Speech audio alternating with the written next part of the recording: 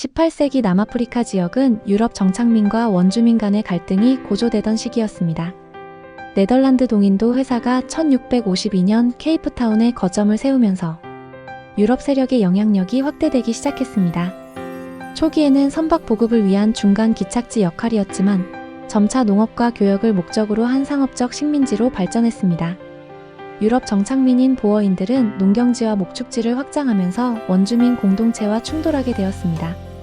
케이프 지역의 주요 원주민인 코이코이족과 산족은 전통적으로 목축업과 수렵채집에 의존해왔습니다. 하지만 정착민들의 농지 개간과 확장으로 인해 원주민들의 생활터전이 점차 축소되면서 갈등이 심화되었습니다. 네덜란드 동인도 회사는 유럽과 동인도 간 해상 무역을 지원하기 위해 케이프타운에 상업 거점을 세웠습니다.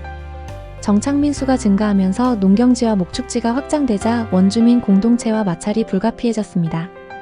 이에 따라 토지와 자원을 둘러싼 분쟁이 격화되었고 원주민 사회는 큰 타격을 받게 되었습니다.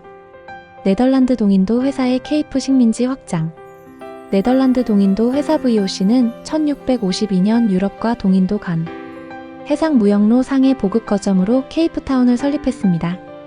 초기에는 배의 식수와 식량을 공급하는 기착지 역할이었지만 점차 영구 정착지로 발전했습니다. 농경지와 목축지 확보를 위해 정착민들은 내륙 지역으로 진출했고 이 과정에서 원주민 공동체와 충돌이 불가피해졌습니다. 보어인 정착민의 증가로 농지와 가축 방목지가 급속히 확장되면서 원주민들의 생활터전이 크게 위협받았습니다. 환경 파괴와 자원 고갈 문제도 발생했습니다. 이에 따라 토지와 물, 가축 등을 둘러싼 원주민과의 분쟁이 격화되었고 무력 충돌 사례도 잦아졌습니다. 한편 케이프타운은 유럽과 동인도 무역의 중요한 거점으로 성장했습니다. 식민지 경제가 발달하면서 도시 인프라도 확충되었고 상업과 금융 활동이 활발해졌습니다.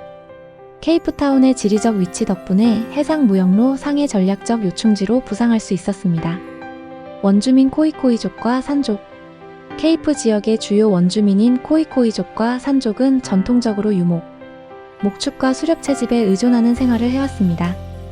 코이코이족은 염소와 소 등의 가축을 기르며 계절에 따라 이동하는 반유목 생활을 했고 산족은 주로 사냥과 식물 채집으로 생계를 이어갔습니다.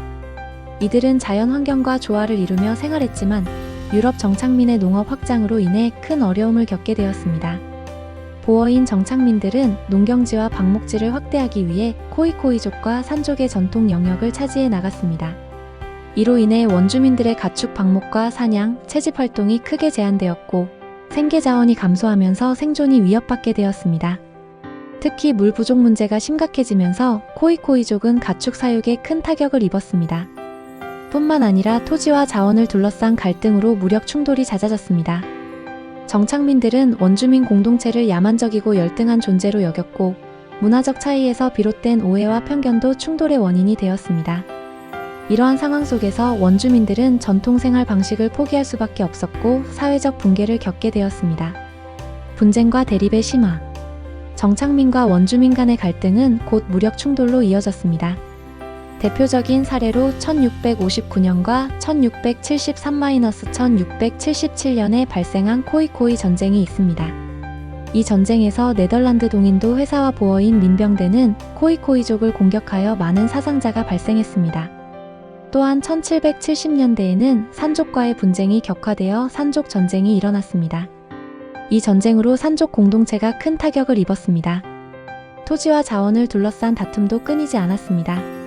정착민들은 농경지와 목축지 확대를 위해 원주민 영토를 불법 점유하거나 강제 수용했습니다. 또한 물과 초지 등 생존에 필수적인 자원을 독점하면서 원주민들의 생계를 위협했습니다. 원주민들은 자신들의 전통 영역을 지키기 위해 저항했지만 열세였습니다. 이러한 갈등으로 인해 원주민 사회는 급격히 붕괴되었습니다. 코이코이족과 산족은 전통 생활 방식을 포기할 수밖에 없었고 가축과 사냥터, 채집지 등 생계 자원을 거의 상실했습니다. 많은 원주민들이 강제 노동에 동원되거나 질병과 기아로 사망하기도 했습니다. 생존을 위해 정착민 사회에 편입되는 경우도 있었지만 주변부로 밀려났습니다. 주요 분쟁 사건 중 하나는 1713년 발발한 프리케 전쟁입니다. 보어인 정착민들이 독립 세력인 프리케를 공격하면서 시작된 이 전쟁은 수년간 지속되었고 프리케 공동체가 괴멸되는 결과를 낳았습니다. 1795년에는 영국이 네덜란드 지배 하에 케이프 식민지를 점령하면서 새로운 권력 구도가 만들어졌습니다. 이 과정에서도 원주민과의 충돌이 발생했습니다. 분쟁과 대립의 심화 마이너스 추가 사례. 정착민과 원주민 간의 무력 충돌은 1799년 그라프 라이네트 전쟁으로 이어졌습니다. 이 전쟁은 그라프 라이네트라는 코이코이 추장이 이끄는 연합군이 네덜란드 동인도 회사와 보어인 정착민에 대항하면서 시작되었습니다. 수년간 지속된 전투 끝에 라이네트 연합군이 패배했지만 이 사건은 원주민의 저항 의지를 보여주었습니다. 이러한 갈등과 분쟁은 장기적으로 원주민 사회에 큰 타격을 주었습니다. 생활 터전과 자원을 상실한 원주민들은 기존의 전통적 생활 방식을 유지할 수 없게 되었고 사회 구조가 붕괴되었습니다. 한편 정착민 사회에서는 토지 확보와 노동력 동원이 수월해졌으며 원주민을 착취하는 불평등한 경제 구조가 자리 잡게 되었습니다. 원주민들은 끊임없이 저항 운동을 벌였지만 열세한 무력과 내부 분열로 인해 큰 성과를 거두기 어려웠습니다. 그럼에도 이들은 투쟁을 포기하지 않았으며 비폭력 저항과 문화적 저항 등 다양한 형태로 유럽 정착민들에 맞섰습니다. 코이코이족과 산족 등 여러 부족이 연합해 투쟁하기도 했지만 결국 패배할 수밖에 없었습니다. 그러나 이러한 저항 정신은 후대에 계승되어 원주민 운동의 발판이 되었습니다. 지역 권력의 변화. 네덜란드 동인도 회사는 케이프타운을 거점으로 해상 무역 활동을 확대해 나갔습니다. 농장과 목장을 운영하고 상업 활동을 전개하면서 경제적 영향력이 강화되었습니다. 또한 유럽과 동인도 간 해상 무역로 상에 위치한 케이프의 지리적 이점을 활용하여 전략적 요충지로 부상했습니다. 한편 보어인 정착민들도 세력을 확장해 나갔습니다. 농경지와 방목지 개척을 통해 내륙 지역으로 진출했고 정착민 인구도 꾸준히 증가했습니다. 이들은 원주민과의 무력 충돌에서 승리하면서 정치, 경제적 지배력을 키워갔습니다. 특히 토지와 노동력 확보가 수월해지면서 영향력이 강화되었습니다. 이러한 상황에서 원주민 세력은 급격히 약화되었습니다. 생활 터전과 자원을 상실하면서 기존 전통 생활 방식을 유지하기 어려워졌고 사회 구조도 붕괴되었습니다. 일부는 정착민 사회에 편입되기도 했지만 주변부로 밀려났습니다. 정치, 사회적으로도 큰 변화가 일어났습니다. 네덜란드와 영국의 지배 아래 식민 통치 체제가 자리 잡았고 원주민 공동체는 정치적 자치권을 상실했습니다. 또한 불평등한 경제 구조와 사회 계층이 형성되면서 차별과 착취가 심화되었습니다. 결론. 18세기 남아프리카의 역사는 유럽 식민화의 영향력이 본격적으로 확대되는 중요한 전환기였습니다. 네덜란드 동인도 회사의 케이프 식민지 건설과 보어인 정착민의 유입으로 인해 원주민 공동체의 삶은 큰 변화를 겪게 되었습니다. 이 시기에 유럽 세력이 토지와 자원을 장악하면서 정치, 경제, 사회적 권력 구도가 재편되었습니다. 원주민들은 식민화 과정에서 생존의 기반을 잃고 전통 생활 방식이 붕괴되는 참상을 겪었습니다.